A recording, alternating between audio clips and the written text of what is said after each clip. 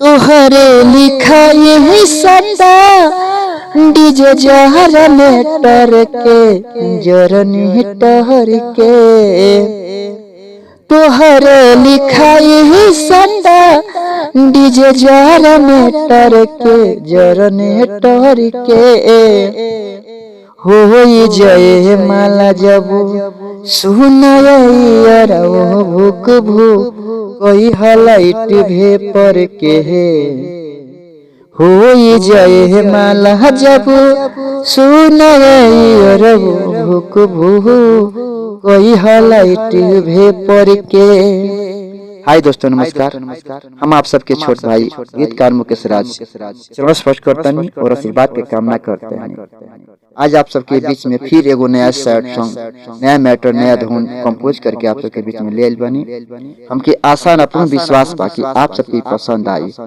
और बस ज्यादा का कहे के देर ना लगाते हुए आप सबके मुखड़ा स्क्रीन पर देतनी। और अच्छा लगे गाना आप सब लाइक, कमेंट और एक बार सब्सक्राइब करना भूल जाए ताकि आप सबके प्यार हमरा के मिले। हो तबिया हमारा दिन अब रखाइल, शादी के कार्ड जान देखो छपाइल।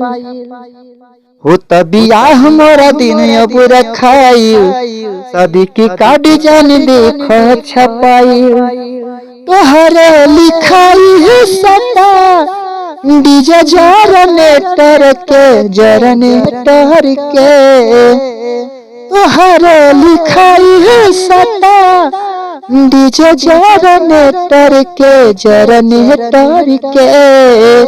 हो जय माला जब सुनाय भूक भूक कोई हलाइट भे पर के। हो जय माला जब सुनाय भूक भूक कोई हलाइट भे पर के। सोचता नैहर के प्यार जाओ ससुरारी में, लगे ना खरोच जान हमनी के यारी में। सोचता नैहर के प्यार जाओ ससुरारी में, लगे ना खरोच जानी हमनी के यारी में। रखिया समझा के है काम करी ना है परी के पे पर के। रखिया समझा के है काम करी ना पे पर के है पर के।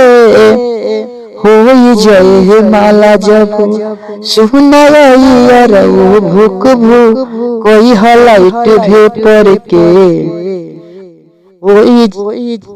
माला जब सुनाय भूक भूक कोई हलाइट भे पर के।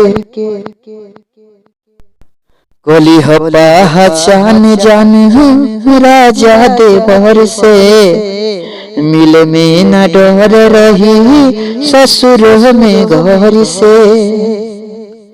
राज मुख्य है काम करे इत सुपर के हाउ पर के। राज मुख्य है काम करे इत सुपर के हाउ पर के।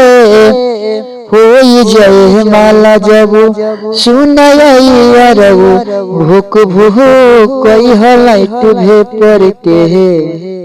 हो जय माला जब सुनाय भूक भूक कोई हलाइट भे पर के।